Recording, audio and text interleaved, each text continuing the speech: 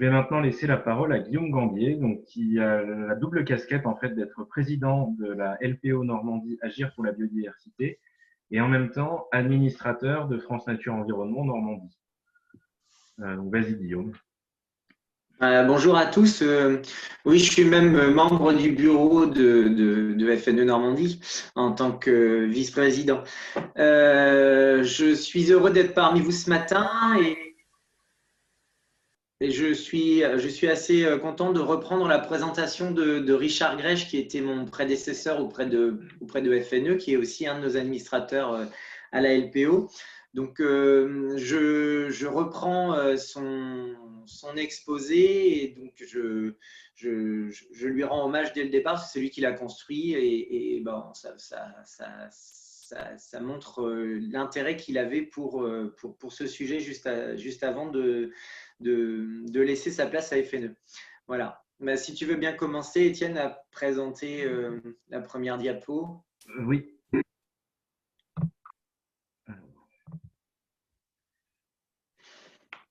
Ça peut mettre un petit peu de temps à charger. Alors, en attendant, moi, je vais vous expliquer ce que je fais à la LPO. Juste que je suis rentré à la LPO parce que j'étais animateur nature bénévole. Donc, je faisais les week-ends dans mon petit coin, comme pas mal de nos bénévoles, des animations pour emmener les gens à la découverte d'un spot d'oiseaux ou tout simplement d'un coin de forêt, d'une belle balade naturaliste, on pourrait dire. Et d'ailleurs, je dois dire que ce n'est pas seulement les oiseaux que je pouvais faire découvrir ou découvrir, c'est tout aussi bien la flore que d'autres rencontres au fur et à mesure de la promenade, en fait. Voilà. Puis après, de petit à petit, je me suis investi de plus en plus dans l'association pour avoir été maintenant proposé comme président, on va dire. Voilà. Je suis un peu embêté, le plan de l'intervention, il apparaît pas. Alors peut-être qu'il faut que tu fasses dérouler. Oui, voilà, c'est ça. Donc c'est parce que c'est super bien fait. Donc, Ouais, c'est les présentations de Richard, tu sais, il faut faire dérouler la. C'est vrai. Du coup, je fais tout dérouler avant que tu. Ouais, c'est ça. Donc, voilà. Donc là, on a le petit plan de l'intervention. Je vous laisse en prendre connaissance. Je ne vais pas le paraphraser, c'est suffisamment clair. J'espère que tout le monde m'entend.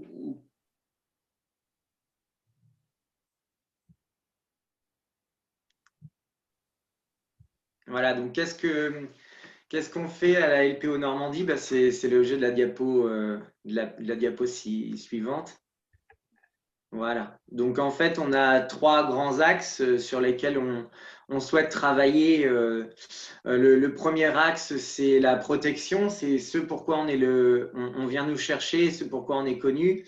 Je parlerai d'une action de protection qu'on a mis en place depuis une dizaine d'années maintenant, qui est la protection des busards cendrés et des busards Saint-Martin.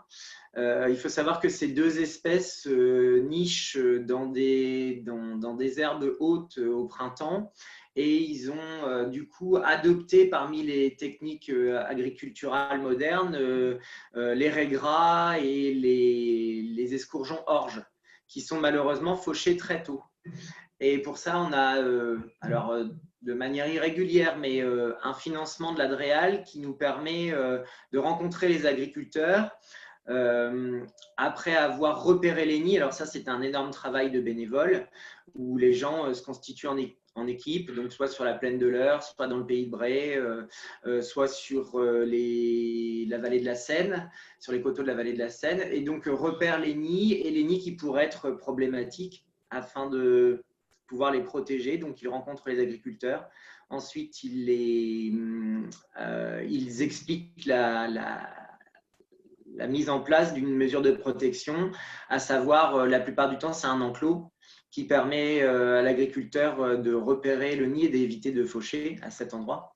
Et il est indemnisé de l'équivalent, voire un peu plus, de la parcelle qui est protégée puisqu'il ne pourra pas la récolter. En tout cas, pas tant que l'envol des poussins, enfin des jeunes sera fait. Voilà. voilà un des exemples de protection. On a aussi un partenariat très fort dans la protection.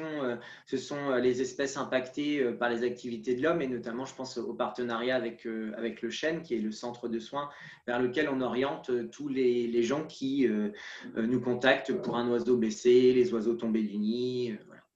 L'autre grand pan, c'est éduquer à la nature. Donc, il faut savoir qu'on a un animateur nature à la LPO qui intervient principalement auprès des publics scolaires, mais pas seulement, qui peut aussi faire des animations au Jardin des Plantes pour le tout public.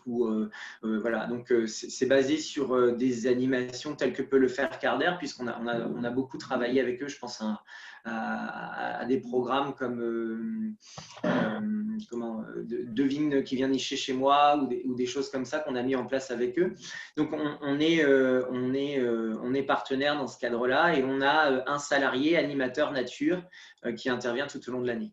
Et là, le troisième volet, qui repose lui aussi principalement sur des bénévoles, c'est l'étude. Donc on a un conseil scientifique à la LPO Normandie qui collecte et chargé de faire des synthèses sur toutes les données naturalistes qu'on peut récolter. Parce que dans les données naturalistes, on n'a pas que les données oiseaux. Alors, bien sûr, c'est la principale de nos sources, mais on a aussi un groupe papillon qui s'est constitué maintenant il y a 5 ans et qui s'étend de plus en plus à toute la Normandie, avec aussi, c'est basé sur des observations de terrain avec des fichiers qui sont relevés, et donc des données qui rentrent dans une base, et à partir de là, ils commencent à travailler sur des études. Et puis aussi, on a un groupe amphibien reptile qui se constitue toujours un groupe bénévole. Et puis, chaque sensibilité, chaque intérêt peut constituer un nouveau groupe. Donc, on a cette volonté-là d'accueillir tout le monde, en tout cas d'être largement acteur de la protection de la biodiversité.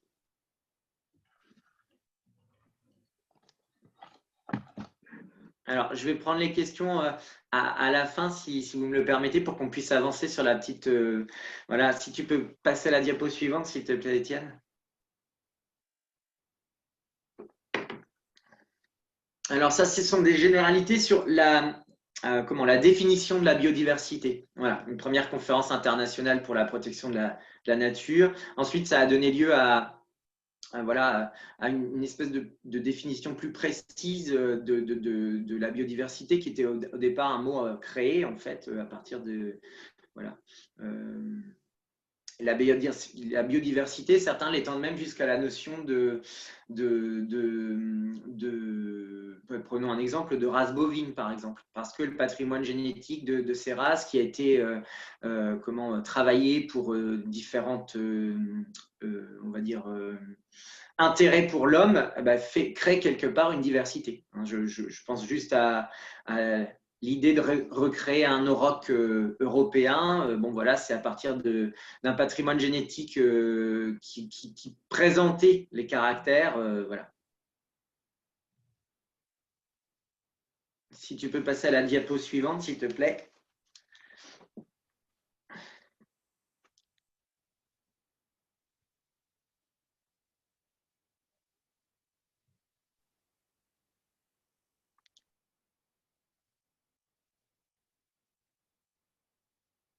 Alors, ce qu'il faut savoir quand on parle de biodiversité, c'est qu'en fait, on est vraiment, je pourrais dire, à l'aube de la connaissance de la diversité des espèces. Quand on regarde les estimations des scientifiques, qui ne sont que des estimations, c'est pour ça qu'on passe de 8 à 100 millions au nombre d'espèces totales sur la Terre.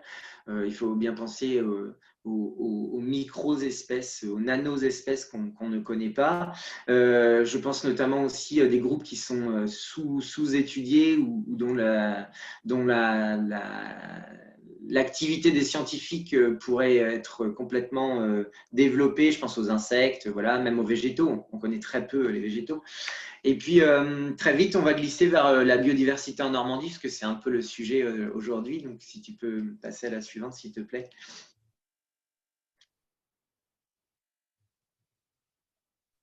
Je découvre tous les chiffres cachés.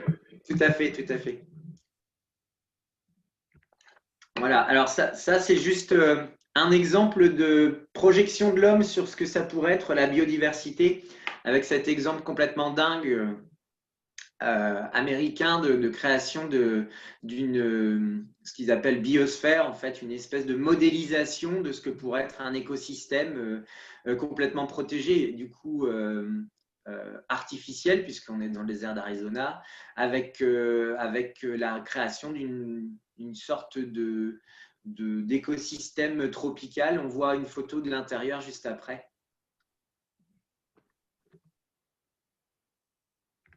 Ouais, ça c'est quand on passe un peu vite, c'est pas grave. Du coup, avec voilà, des exemples de végétalisation sur des enrochements artificiels, une espèce de lagunage. Enfin, c'est un projet fou qui a été mené dans ce cas-là. Donc, ça aussi, pour certains, c'est une modélisation de ce que peut être la biodiversité. En cela, ça n'a rien à voir avec notre biodiversité normale. Voilà. Je passe plus vite sur ces diapos.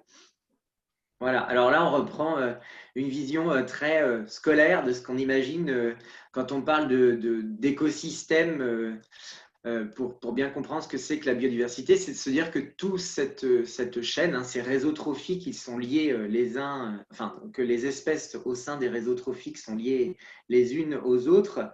Et alors, c'est pas révolutionnaire ce que je vais dire, hein. Il y a des scientifiques qui ont travaillé à partir des années 70 pour montrer que, par exemple, dès qu'on enlevait de ce maillon les grands prédateurs, il se trouvait que, en fait, on déréglait toute la chaîne trophique.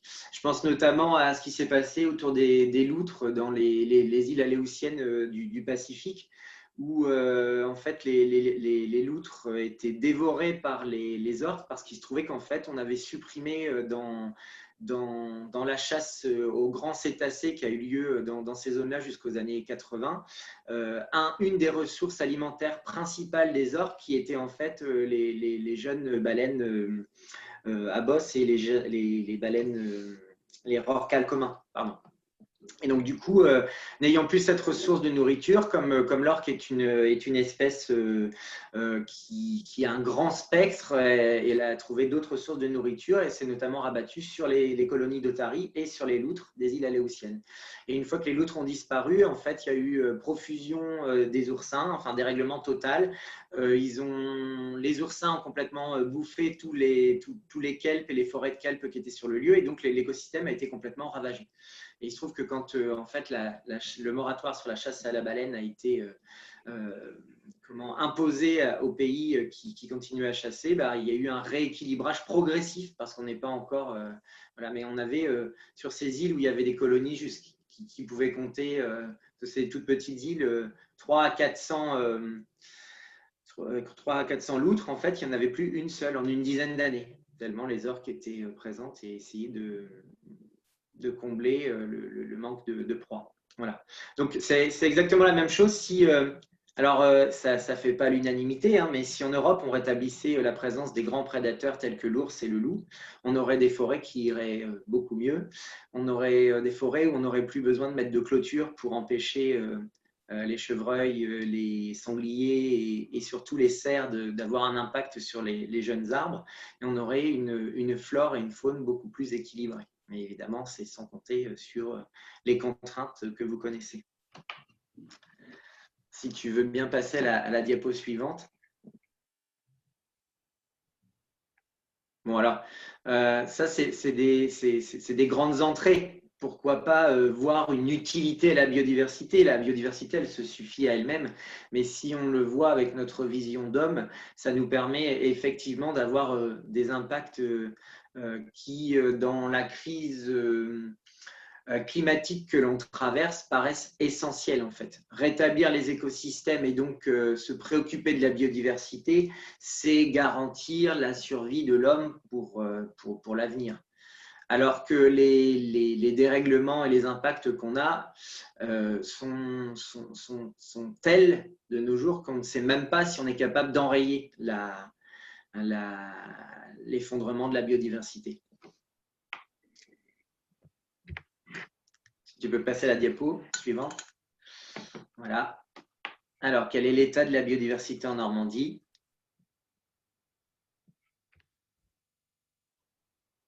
Donc voilà, d'abord, il faut savoir que le niveau de connaissance est assez faible par rapport à ce que l'on pourrait imaginer, tout simplement parce que on n'a pas assez de moyens scientifiques pour pouvoir découvrir de nouvelles espèces et surtout pouvoir les étudier en fait.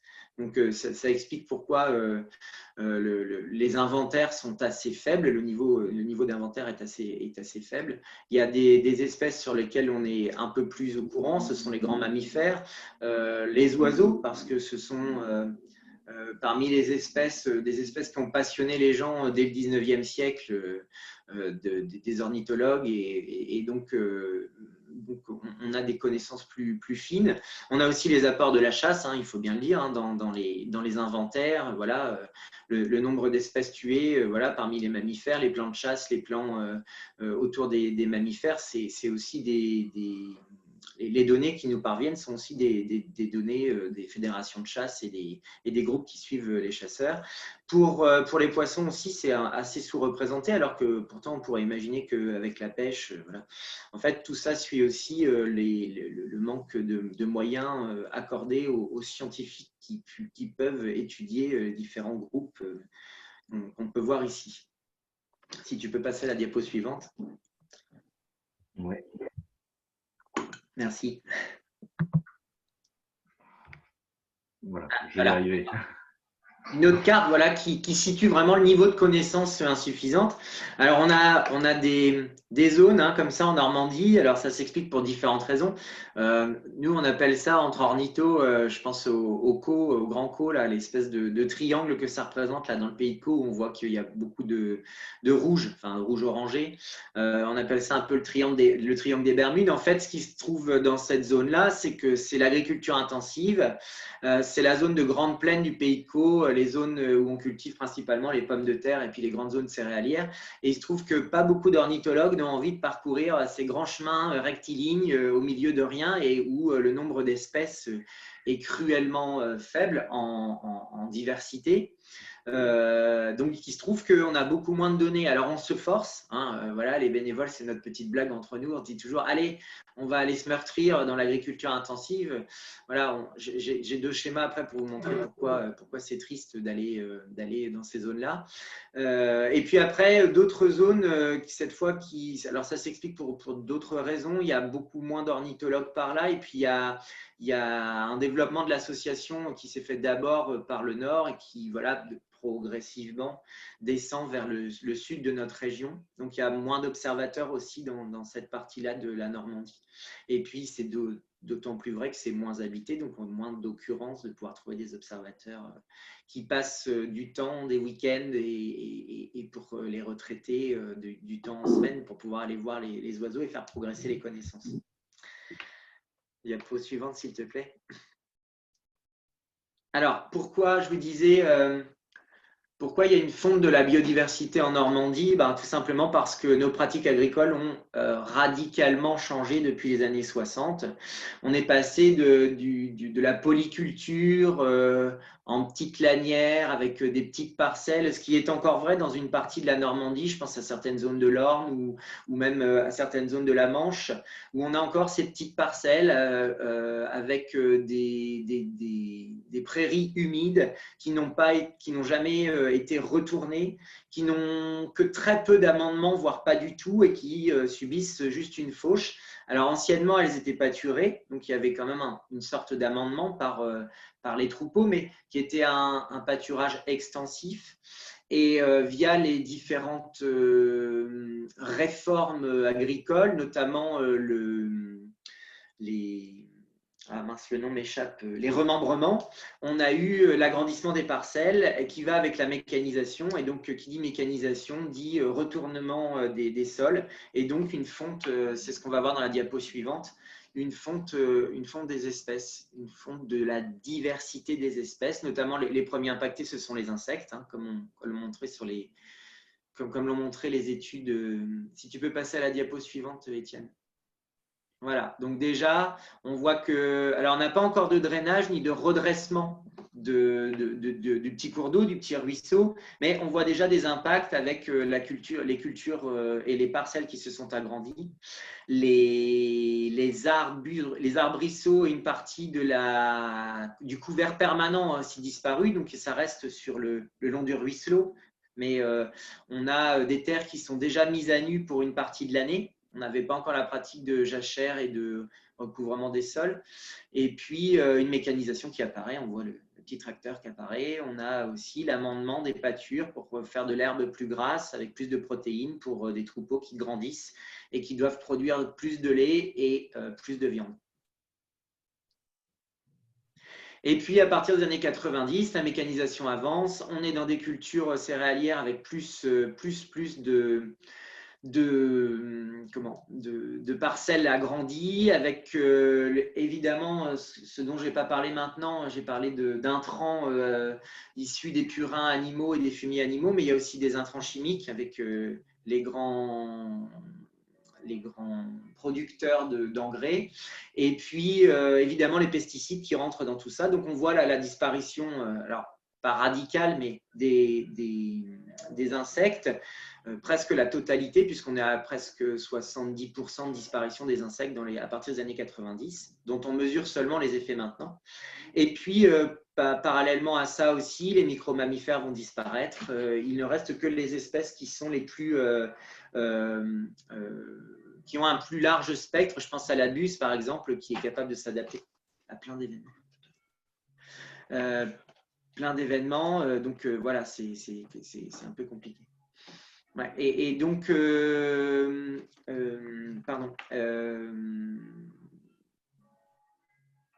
oui, voilà, ça c'est une photo pour montrer un exemple typique de traversée qu'on pouvait avoir quand on traversait une région de part en part. On avait sur son pare-brise énormément d'insectes qui pouvaient entrer en collision avec la voiture. Et maintenant, de nos jours, c'est assez rare qu'on ait des collisions avec les insectes, sauf au moment des fleurissements des colzas ou des moments très particuliers qui concentrent sur un endroit les insectes qu'on appelle ravageurs, mais qui sont en fait attirés par le fleurissement des parcelles, et pour lequel aussi on répand des traitements insecticides qui vont aggraver encore la situation, parce que ces insecticides ont un large spectre et donc impactent toute la chaîne trophique, comme on a pu le voir. Diapo suivante, s'il te plaît. Voilà. Donc voilà un exemple d'insectes qu'on dit ravageurs et qui en fait se reproduisent assez vite sur une courte période sur un niveau de plante. On peut passer à la diapo suivante. Voilà, alors je ne sais pas, moi mon écran il paraît barré, donc c'est peut-être un peu difficile à lire, je vais vous en faire la lecture. Je prends l'exemple du bourdon souterrain, le bourdon des fruits et le bourdon distingué, qui ont aussi déserté le territoire normand. Et quand on observe les insectes, voilà, il y a clairement une différence d'abondance quand on en voyait 500 il y a 10 ans. Ben maintenant, voilà, si on en voit 5, c'est assez formidable. Et donc, c'est très symptomatique de ce qui peut se passer. Moi, je pense à des balades dans des lieux très protégés, dans les petites vallées de l'Orne, dans le Perche, par exemple. On a des ruisseaux qui sont impactés par l'agriculture intensive parce que le bassin versant est très large.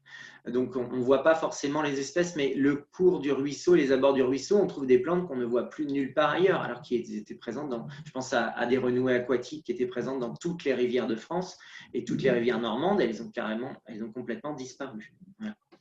Je peux passer à la diapo suivante.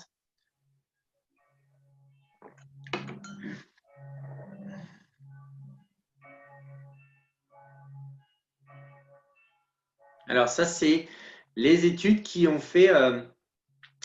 comment on va dire, l'effet d'une bombe dans la presse et qui ont commencé à saisir l'opinion. Alors après, qu'est-ce qu'on en fait? Ça, c'est toute la question. Voilà, on a, nous, en termes de pouvoir décisionnel parce qu'on sait aujourd'hui que c'est l'agriculture intensive qui a mis à mal la biodiversité locale dans toute l'Europe. Voilà. Il n'y a pas n'y a pas d'autres impacts plus forts, en tout cas, que l'agriculture intensive. Même si on peut parler de pollution localement, même si on peut parler de réchauffement climatique, de perturbateurs, mais l'agriculture intensive, par ses intrants chimiques, par ses insecticides, par les pratiques agraires de retournement des sols et de destruction d'une diversité qui avait mis toute la chaîne de l'évolution pour pouvoir s'installer, en fait. Voilà. Si tu peux passer à la diapo suivante. Voilà, et donc, mince, par contre, les photos sont pas tout à fait calées. Enfin, je suis désolé, ça apparaissait bien quand j'ai relu, et puis là, ça… Voilà. Donc, en fait, on a ici aussi en Normandie une expression que je reprends souvent, l'Amazonie, c'est chez nous, en fait, c'est à nos portes, en fait. Hein. Nos pratiques agricoles intensives font que voilà, 29% des espèces sont menacées rien que pour la flore. C'est pareil, hein, les papillons de jour, hein, les papillons qu'on voit, voilà, l'expérience qu'on a tous en tant que naturaliste débutant, c'est d'avoir participé ou avoir été l'auteur de chasse aux papillons quand on était gamin et les mettre dans des boîtes à confiture pour pouvoir des pots à confiture pardon, pour pouvoir les observer. De nos jours, ce n'est plus possible. Si vous avez un jardin, même à la campagne, c'est assez difficile de pouvoir en une après-midi, alors à moins d'être chasseur de papillons très adroit, mais d'en mettre plus de un ou deux dans un alors c'est juste pour pouvoir les observer, mais dans son filet à papillons, c'est assez compliqué. Voilà. Pour les amphibiens, c'est pareil. Les amphibiens sont très dépendants des zones humides. On sait quel impact l'agriculture intensive a eu sur les zones humides, notamment par les drainages, par les intrants. Enfin, je ne vais pas reprendre tout ce que j'ai dit jusqu'à maintenant, mais voilà, les aires de répartition ont complètement fondu. Et du coup, la diversité des espèces a aussi été fortement impactée. Et sur la diapo suivante, on va passer aux autres groupes. Voilà, les oiseaux. Donc, on arrive à lire quand même. Hein, voilà, entre 1975 et 2015, pardon, l'étude.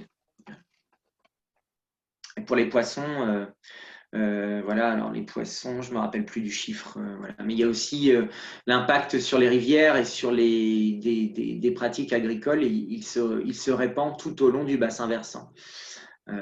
Voilà. Sans compter pour certaines espèces migratrices telles que l'anguille, la pêche intensive des civelles dans les zones estuariennes. Alors maintenant, elle est protégée à l'échelle européenne, mais il se trouve que l'impact de l'homme, notamment de la pêche, des civelles en particulier, a fortement impacté les anguilles migratrices. Enfin, les anguilles.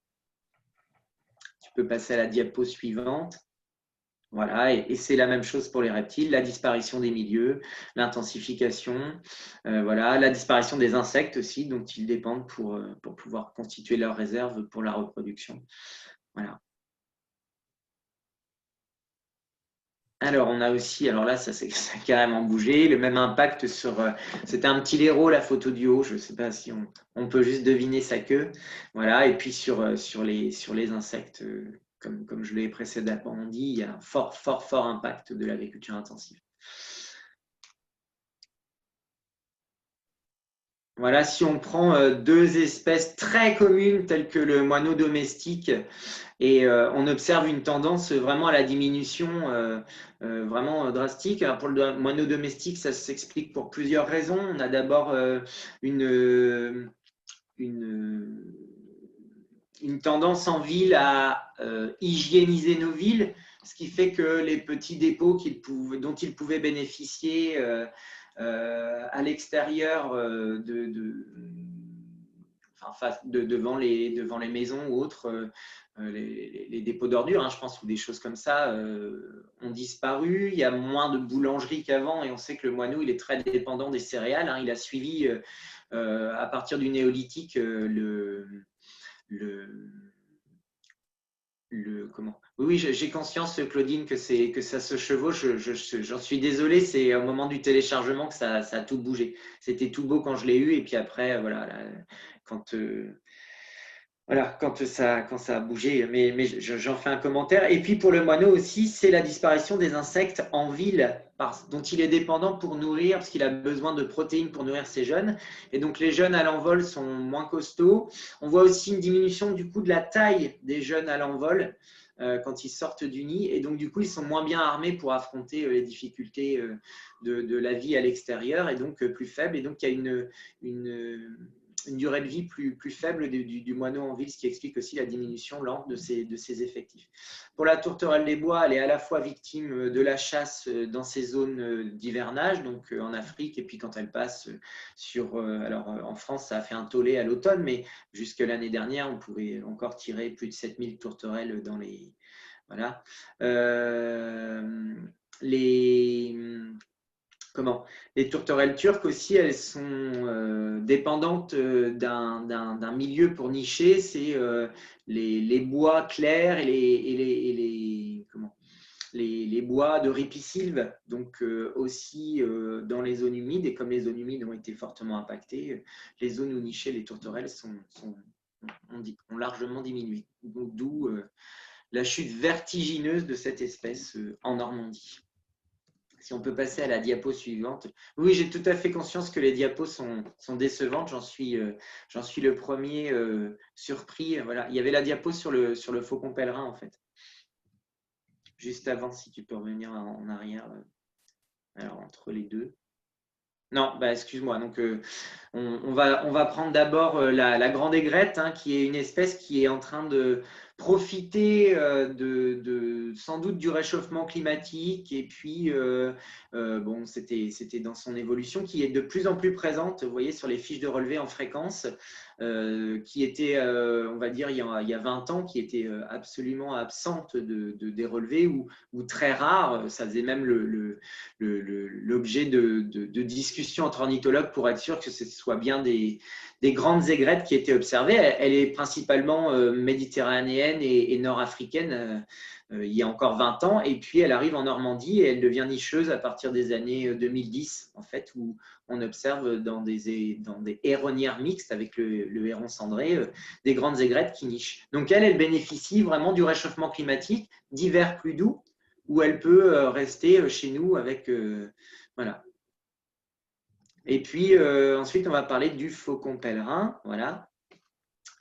Le faucon pèlerin, bah, lui, en fait, il bénéficie d'une… En fait, on pourrait dire, pour être un peu optimiste, mais en même temps sans l'être trop, il réoccupe les aires qu'il avait toujours occupées. Mais il avait subi les conséquences de l'agriculture intensive, et notamment l'utilisation d'intrants chimiques qui s'appelait le DDT et qui était fortement impactant. Notamment, ça avait pour effet de fragiliser les coquilles d'œufs des pèlerins et donc d'avoir des nichés qui échouaient. Et puis, à partir de la fin des années 70, on a interdit ce produit et donc on a de plus en plus de couples de faucons pèlerins qui se sont réinstallés. C'est le cas le long des falaises de la Seine, le long des falaises de la côte normande, un peu partout. Des faucons pèlerins qui ont occupé des aires qui n'existaient pas anciennement, comme des carrières, par exemple, qui sont des carrières suffisamment calmes, donc des carrières qui ne sont… Je pense à des carrières à ciel ouvert avec des fronts de falaise, parce que c'est quelque chose qu'il affectionne pour pouvoir nicher. Voilà. Et donc, on est en train de reprendre… Enfin, le faucon pèlerin est en train de reprendre les aires d'habitat et donc de nidification qu'il avait anciennement, on va dire jusqu'aux années 50-60, avant l'utilisation des pesticides. Voilà. Alors, je suis bien conscient de la maigre qualité du diaporama. J'espère en tout cas que ça aura pu vous éclairer un petit peu sur la biodiversité normande. Et puis, bien sûr, je serai heureux de prendre vos questions.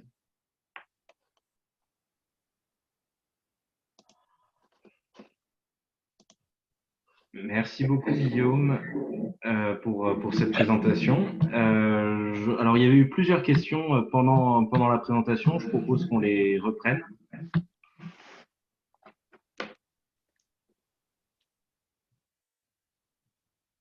Alors, là, je remonte. reprend avec la question de Stéphanie. Savez-vous combien d'oiseaux du Havre et alentours sont amenés à l'association du Chêne? Je ne vois pas de diapo, ça y est. Alors, moi, je n'ai pas les chiffres directement. Il faudrait voir avec l'association parce que eux, je sais qu'ils ont des stats en fait. Parce que, notamment pour la question du financement de l'association, ils s'étaient intéressés à solliciter les municipalités pour lesquelles, ou en tout cas les communautés d'agglomération pour lesquelles ils avaient un fort recrutement d'espèces, si je peux m'exprimer ainsi. C'est-à-dire que quand on leur amène plein d'oiseaux qui viennent de Rouen, ils se demandaient en quoi la ville de Rouen ou la métropole ne pouvait pas financer, avoir un petit financement sur ces soins à ces oiseaux, sur ces sauvetages. Mais là, je n'ai pas le chiffre. Une question ensuite de Johan Aglaé. Donc, la LPO travaille avec les chasseurs, ou ai-je mal compris? Estimez-vous qu'ils ont un apport positif à la biodiversité? Sujet sensible. Non, on ne travaille pas avec les chasseurs. On est dans les CDFS, là, les comités qui suivent en fait les plans de chasse et autres, mais on ne travaille pas avec les chasseurs. Je crois que je me suis mal fait comprendre. C'était juste que dans les chiffres du tableau que je présentais, qui ne sont pas des chiffres LPO, qui sont des chiffres de scientifiques, il y a les apports des données des chasseurs, mais en rien on récolte, nous, les données de chasseurs ou quoi que ce soit. D'ailleurs, la plupart du temps, on émet des doutes sur la qualité scientifique du recueil des données des chasseurs. Voilà, je m'en tiendrai là. Nouvelle question de Stéphanie. Les habitants en ville se plaignent des déjections d'oiseaux et donc des arbres. Que peut-on faire? Eh ben, malheureusement, le caca, ça fait partie de la vie. Voilà ce que je dirais tout bêtement, parce que voilà, on est dans une société hygiéniste qui veut absolument tout nettoyer. Je trouve ça assez étrange de vivre tous ensemble et d'imaginer qu'il n'y a pas d'excréments en fait, parce que tout est caché. Mais jusqu'il y a peu, chacun se débrouillait avec son petit seau de nuit qu'on allait vider au fond du jardin et puis on se gérait. Là, dans notre monde où il faut absolument tout cacher, la mort, il faut cacher les déjections, voilà, les petits caca d'oiseaux sur les voitures ou sur le vélo le lendemain matin, c'est la catastrophe. Moi, je pense qu'il faut qu'on réapprenne, pardon, à vivre tous ensemble et qu'on réapprenne que vivre tous ensemble, c'est aussi gérer des déjections, c'est aussi gérer des feuilles mouillées sur le trottoir, c'est gérer voilà, le fait que tout soit pas propre et nettoyable, entre guillemets. Il faut accepter ça, je pense. Je pense que tant qu'on n'aura pas fait cette démarche-là, on ne pourra pas avancer sur ces sujets. Après, il y a des petites solutions. Hein. Moi, je mets mon vélo de temps en temps en centre-ville quand j'avais encore le droit d'y aller.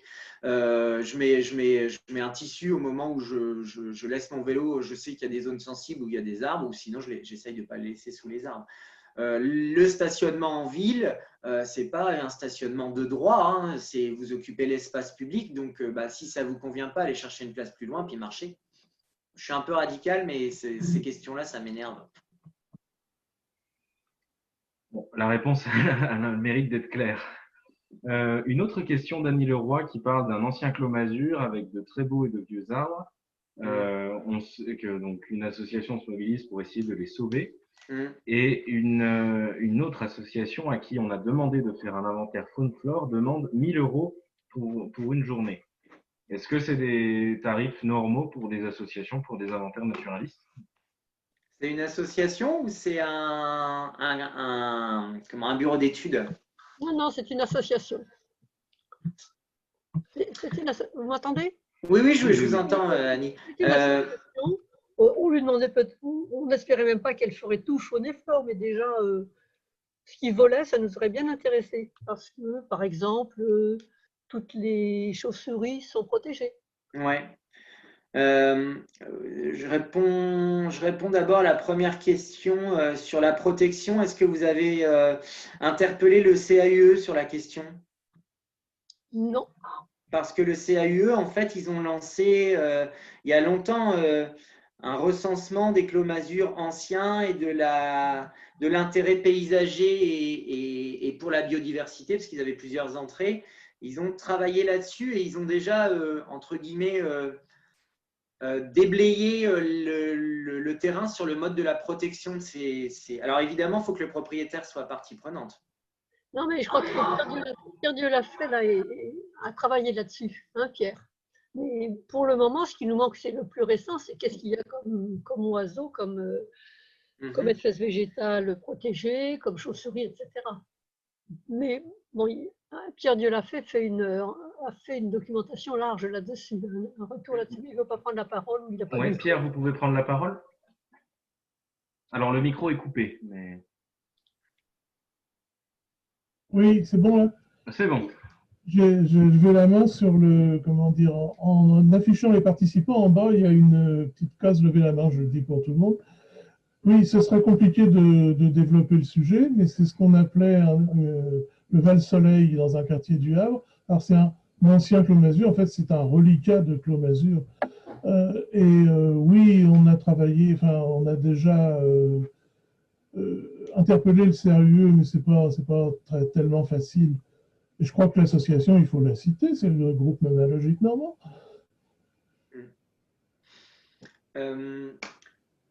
Sur la question des devis, moi je suis assez embêté de vous répondre. C'est très technique. Il faudrait plutôt que j'interroge mon directeur. Mais si c'est une journée complète de travail, il faut voir ça en termes de préparation aussi. Ça me paraît pas complètement dément, vous voyez, 1 000 €. Même si pour une association, c'est énorme, je comprends bien. Mais il faut voir le boulot qu'il y a derrière et puis surtout l'interprétation après de l'inventaire qui en est fait. S'il faut que ce soit un inventaire mammalogique, je pense qu'il y a plusieurs passages. Donc, il y a aussi cette donnée-là. C'est des heures de nuit aussi à passer si on pense aux chiroptères. Bon, voilà. J'en dirai pas plus. Hein, c'est eux qui assument leurs tarifs. Mais voilà. Après, oui, maintenant, ça y est, je vois bien. J'ai vu passer sur les réseaux la question de ce grand jardin, on pourrait dire peut-être. En tout cas, ce grand parc. La question de la pression urbaine, c'est quelque chose qui moi aussi m'interpelle en fait. On a plein de zones de biodiversité en ville qui disparaissent de petit à petit parce que on grignote les grands jardins pour faire des énormes résidences. On bouffe de l'espace de la nature en ville qui est si précieuse pour du béton et pour pouvoir loger des gens, mais il faut voir dans quelles conditions. Alors, je vais passer une question à la question suivante parce que l'heure tourne et on a encore quelques questions, notamment ceux qui se sont greffés. Claudine Joly signale qu'elle est surprise par le nombre, seulement moins 19% de papillons. Parles-tu de l'importance des populations ou du nombre d'espèces? Alors en fait, je pense que sur la problématique des papillons, c'est qu'on part d'études qui sont incomplètes. Et donc du coup, je pense que si on pouvait notamment faire entrer les papillons de nuit dans ces études, parce que là, si vous avez fait je le rappelle que c'était les papillons diurnes qui sont les plus étudiés, alors que les papillons nocturnes, je pense que c'est un hécatombe encore plus important en fait. Donc c'est un chiffre indicatif, mais je suis comme toi d'accord avec toi, Claudine. Je pense qu'il est sous-estimé. Je pense que c'est bien plus important que ça. De visu, même j'habite à la campagne, depuis 40 ans, ça s'est effondré. Je ne vois plus des papillons qui sont d'espèces banales, j'en vois très très peu maintenant. Donc, des espèces communes, on en voit très peu. Et puis, je pense par exemple à la petite tortue, c'est un papillon que tout le monde connaît et que tout le monde a vu depuis son enfance, comme tu dis, depuis 40 ans. C'est la chute vertigineuse, c'est l'hémorragie, hein, c'est chez ces espèces communes. Même le pan de jour, quelques années, je voyais des pans de jour partout. Sur les orties, je voyais des grappes de chenilles spécifiques. Je garde des orties chez moi, quasiment volontairement, etc. Donc, ce n'est pas traité ni rien. Et j'ai plus de chenilles. Cette année, j'ai vu 2-3 pans de jour, alors qu'à une époque, il y a quelques 10 ans ou 20 ans, il y en avait partout. Donc, c'est le cas aussi. Pardon. C'est le cas aussi d'un petit papillon printanier que l'on connaît tous, même si on ne sait pas forcément le nommer, l'aurore, qui est blanc et orange avec cette petite tache orange qui était présent dans toutes les campagnes partout. Alors lui, très, très printanier, donc du petit printemps, on va dire, de la fin mars jusqu'à début mai, mais il a complètement disparu. Enfin, en tout cas, en termes d'effectifs, il est beaucoup moins présent qu'avant. Alors, il y a donc d'autres questions arrivent. Je me permets juste un petit aparté. Tout à l'heure, Guillaume m'a parlé de la CDCFS. Alors, c'est la Commission départementale de la chasse et de la faune sauvage. Il s'agit en fait de commissions consultatives qui sont régies par l'administration, où des représentants des associations de protection de la nature siègent et où on peut émettre un avis sur telle situation d'espèces mammifères, oiseaux ou reptiles. Ce sont des commissions consultatives, donc nous y sommes représentés. En revanche, on ne pèse pas forcément sur les décisions. Mais c'est un vaste sujet. Ça fait partie d'un de nos principaux engagements, la représentation en commission. Joël Gernaise souhaitait parler des traitements vermifuges sur les animaux d'élevage en pâturage. Oui, rebonjour. À propos, juste une petite aparté pour les papillons. Là, dans mon jardin participatif, on a mis des choux ce printemps. Là. On n'en a pas mangé un seul parce qu'on a vu beaucoup de pierrides dessus et de chenilles de pierrides. Bon, donc on a laissé les choux et on a plutôt été content pour les papillons, quoi. Mais c'est vraiment un tout petit exemple. Non, plus sérieusement, sur la question, c'est une question qui est pas souvent abordée. C'est la question des résidus de traitement vermifuge des animaux qui pâturent. Je pense surtout aux ruminants et puis évidemment aux quelques chevaux. Enfin, il y a pas mal de chevaux qui pâturent en Normandie. On utilise aujourd'hui et depuis maintenant, enfin quand je dis aujourd'hui, c'est depuis maintenant quasiment une quarantaine d'années, des produits de la classe des avermectines qui sont extrêmement toxiques pour la faune coprophage. C'est les produits qui sont utilisés essentiellement pour traiter les verminoses, hein, les stranguloses, les maladies par vers. C'est des vers du type ascaris, enfin, qui ressemblent à des ascaris, sont plus ou moins grands, plus ou moins petits. Ces produits-là ont sur les animaux à la pâture, se retrouvent dans les résidus ou même les produits non, parce que ces produits sont très stables. Ces produits-là se retrouvent dans les bouses ou dans les crottins et détruisent absolument les premiers insectes qui viennent s'attaquer aux bouses et aux crottins, hein, des mouches et particulièrement les bousiers. Il n'y a pas très longtemps, je m'arrête en forêt et je tombe sur 2 plaques de crottin de cheval étalées là, par un gros tracteur. 2 plaques qui faisaient à peu près un demi-mètre carré chacune, et sur chaque plaque de crottin, il y avait une vingtaine de bousiers, tous morts. Donc ça veut dire que ces bousiers-là ont été tués par le résidu d'un vermifuge qui a été administré aux chevaux qui sont passés par là, quoi. Donc c'est un problème qui est vraiment, je pense, beaucoup plus important qu'on imagine. Juste, je ne vais pas paraphraser ce que tu as dit, je rajouterais juste que même sur des troupeaux en élevage bio pour la production de fromage de chèvre, il y a des traitements contre la douve du foie, par exemple. Je pense à des élevages en Deux-Sèvres où c'est vraiment le pays Sainte-Maure et autres, là, tous ces fromages, même bio, les animaux, comme ils sont concentrés, parce que voilà, je tape pas sur le bio, hein, je suis complètement partisan de la question, mais il y a des choses à repenser même dans l'élevage qui se veut plus vertueux en fait, où voilà, il y a des vermifuges qui sont donnés et du coup les mêmes conséquences sur les insectes. Puis je pense aussi à ces troupeaux d'alpage où quand on est en moyenne montagne et encore plus vrai pour les alpages de hauteur, où en fait les crottes ne disparaissent plus parce que la faune coprophage, comme tu en parlais, Joël, a disparu de ces pâturages par l'effet des vermifuges. Et pour le coup, les bouses, elles restent 2 ans, 3 ans, 4 ans présentes dans les lieux puisqu'il n'y a plus assez d'insectes pour pouvoir les digérer et les faire retourner dans l'écosystème. Il y a vraiment une formation à faire pour les éleveurs parce que avec des stratégies de pâturage tournant ou autres, ou de diminution de mélange d'espèces pour diminuer les chargements, etc., il est parfaitement possible de réduire énormément ces traitements. Moi, j'ai eu, quand j'animais les groupes d'éleveurs, on a eu quelquefois des très bons résultats avec un seul traitement dans toute la vie du ruminant, ce qui était vraiment un progrès intéressant.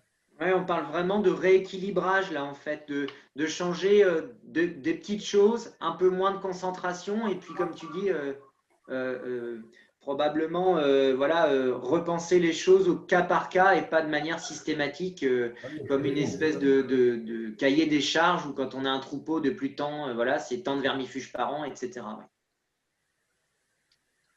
Très bien. Alors, Claudine avait une dernière question sur les marais de la Dive, à savoir qu'il y avait un nombre très important de cigognes qui avaient été signalés. Existe-t-il un risque de pression sur la population des amphibiens? Alors, ce sera la dernière question parce que l'heure tourne et il faut qu'on passe à la présentation de Guillaume Blavette. Vas-y, Claude. Enfin, si tu peux Oui, répondre non, à cette juste question. une amie qui me signalait dans la prairie derrière chez elle 40 cigognes en même temps, vues en même temps et plusieurs fois. Donc, c'est vrai qu'il y a un moment où ça pose question. J'adore les cigognes, mais c'est vrai qu'il y a un moment où voilà, il faut se poser des questions de Alors, système. je vais répondre en deux temps. Le premier temps, c'est la vie est faite de déséquilibres qui s'équilibrent. Donc, je pense qu'au bout d'un moment, quand elles ne trouveront plus à manger, ce sont des oiseaux migrateurs, elles vont partir.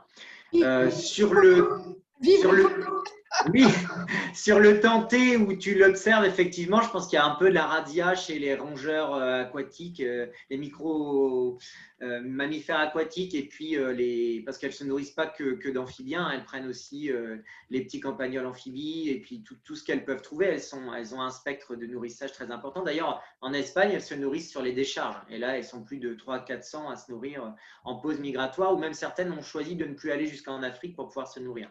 Et donc là, je pense qu'on est à un instant de pause migratoire où tant qu'elles auront à manger, tant qu'il y a une manne nourricière, en fait, elles vont rester là. Et c'est vrai pour plein d'espèces, en fait, notamment je pense aux limicoles qu'on voit au bord des plages, tous ces petits bécassos qui courent dans les vagues et qui sont sur les rochers pour d'autres. Tant qu'il y a de la nourriture, ils restent. Et à partir du moment où la ressource commence à diminuer, ils vont voir plus loin. Et ainsi de suite, de proche en proche. Et parfois, les bonnes années où le froid, où la ressource est plus importante, ils n'ont pas besoin d'aller jusqu'aux terres africaines qui les accueillent avec des ressources alimentaires plus importantes. Je pense qu'on a tort de penser à voir la migration comme une fuite du froid. En fait, c'est vraiment une recherche de nourriture, la migration. C'est pour moi, c'est le moteur le plus important. Et puis, parce que l'homme le voit au moment où, fait les observations au moment où on commence à rentrer dans la saison froide, on l'a associé à ça, mais je pense que c'est une erreur. Donc, ouais, je suis pas trop inquiet pour les marais de la Dive. Ils ont normalement la ressource pour pouvoir se régénérer, mais c'est sûr qu'à l'instant T, pour les amphibiens, ça va être un peu dur. Bien. Merci beaucoup, Guillaume, pour cette présentation et pour les réponses à toutes les questions qui ont été posées. Alors, comme on vient de le voir, la biodiversité subit des impacts des activités humaines. Ça peut être l'agriculture intensive, ça peut être, nous verrons, le risque industriel.